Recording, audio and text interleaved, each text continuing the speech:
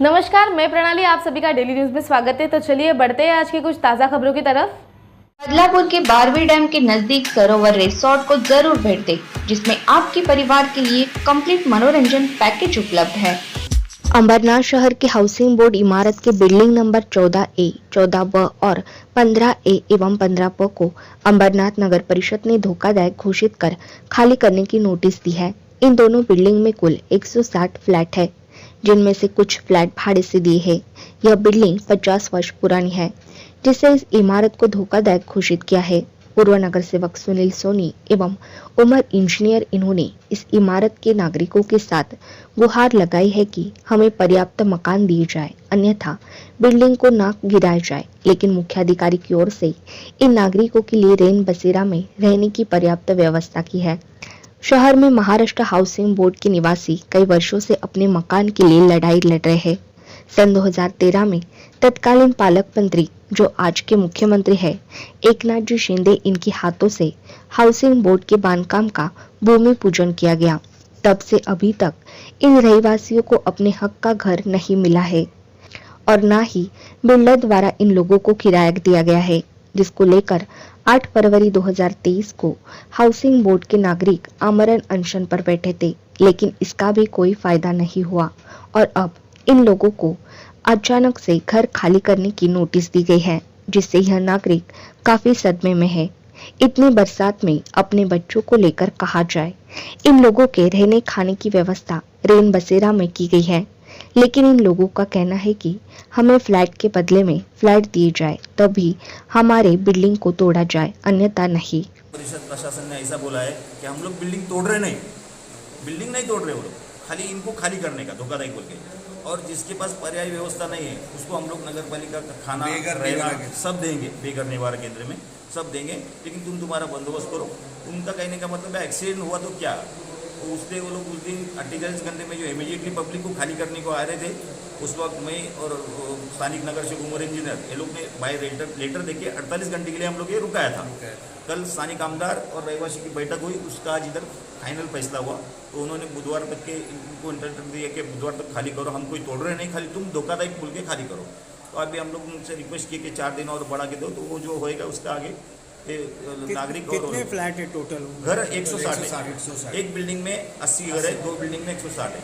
160 है, यानी कि 160 बेघर इन लोगों को खाली बेघर में शिफ्ट करेंगे, बाकी इनका नहीं। 160 में कुछ घर खाली है, पूरा देखने को जाएगा तो एक 80 घर के आसपास होना चाहिए, 80-50, बाकी कुछ में बढ़ोतरी है, तो इसलिए हाँ उतना ज़्यादा नहीं है, जैसा 160 पूरा नहीं है अभी फिलहाल। नहीं, इधर ऐसी बात है कि 14-15 नंबर बिल्डिंग ये पिछली 50 साल पुरानी बिल्डिंग है और 14 नंबर ए का कुछ भाग झुक गया है, लेकिन इनका कारण, इनका ऐसा कहना है कि किसी हालत में किसी की जान नहीं जाना चाहिए, इसके लिए ये लोग तोड़ने की कार्रवाई करने वाले हैं। 1 हफ्ते का टाइम हम लोग ने लिया है, 1 हफ्ते का टाइम, और 1 हफ्ते का टाइम दिया गया।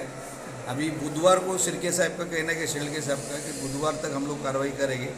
फिर हमारे लोगों ने रिक्वेस्ट किया, सुनील सोनी है, सब में ये लोगों ने, पदाधिकारियों ने रिक्वेस्ट किया, तो उनका ऐसा है कि मंगलवार को लोग बताएंगे कि हम लोग कभी कार्रवाई करने वाले। कितनी बिल्डिंग है धोखाधड़ी के वहाँ पर?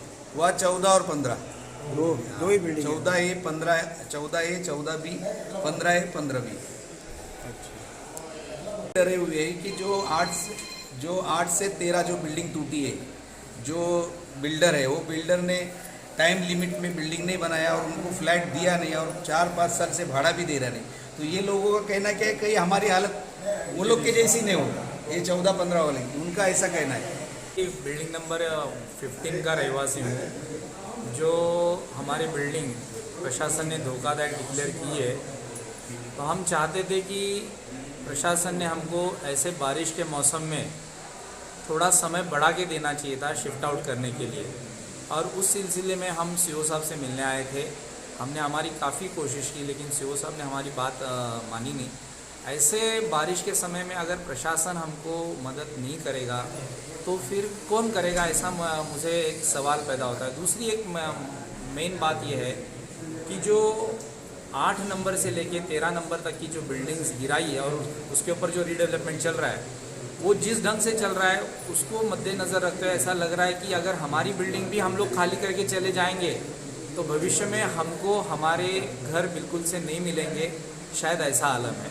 तो मेरा सोच ये था और हम लोग ये सोच रहे थे कि हम लोग हमारी जान की रिस्क लेके हम लोग प्रशासन को एफिडेविट पे लिख के देने के लिए तैयार थे कि हम हमारी जान की रिस्क लेके वहाँ रहेंगे, आपको हम कोई क्लेम करने नहीं आएंगे।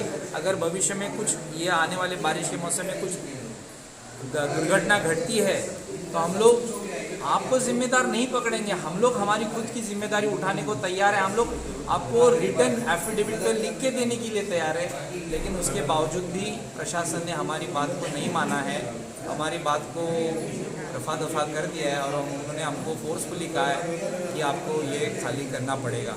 लेकिन ऐसे आलम में हमारे घरों का क्या भविष्य होगा, ये एक सोचने वाली बात है। इस बात पर प्रशासन ने और सभी जो शासकीय यंत्रणा है इन्होंने दखल देनी चाहिए। रिक्वेस्ट है, हम लोग ने इधर के सीईओ को और इनका जो अधिकारी इनको बहुत रिक्वेस्ट किया। उन्होंने वेडनेसडे का लास्ट डेट बोले थे, फिर भी हमने ये मंथ का 30 तारीख तक उनको रिक्वेस्ट करके टाइमिंग लिया है। पर हमारा एक ही रिक्वेस्ट है कि सब लोग रूम खाली होने के बाद किसी ने बिल्डिंग नहीं तोड़ना चाहिए। जो बिल्डिंग तोड़े तो वो 6 बिल्डिंग जैसे सामने हमारे है उस तरह हमारे भी बेघर हमारा पूरा ट्री हम लोग पूरे रोड पे आ जाएंगे। तो हमारा एक ही रिक्वेस्ट है, ये खाली करेंगे लेकिन बिल्डिंग को किसी ने हाथ नहीं लगाना चाहिए, ना बिल्डिंग तोड़ना चाहिए। अगर किसी ने दादागिरी करके भी बिल्डिंग तोड़ा उनके ऊपर हम लोग कार्रवाई करेंगे, केस कर देंगे। धोखाधड़ी की इमारत से घोषित की है, आपको हटा रहे, आप बेघर जाने के लिए तैयार है क्या? घर जाने के लिए कोई भी तैयार है नहीं, लेकिन अभी ये भी सुन नहीं रहे ना।